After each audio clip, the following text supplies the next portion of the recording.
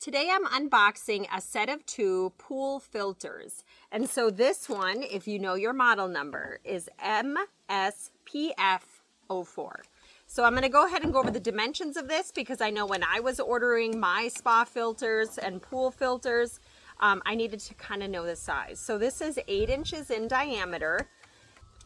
It is about 2.5 inches to the first circle. So if you have that center piece, obviously that this filter is sitting over, it's going to be from about a little before 2.5, and then it goes all the way to 5.5. So there's that 2.5 inch circumference in the middle. The depth of your filter is 6 inches. So hopefully that helps if this is, the kind of pool filter you're looking for. Like I said, I've used ones like these before in our hot tub and in our above ground pools when I've had them, and they work great. And I love it that you can just spray them off and reuse them again so that you can try to prolong the life of your filter.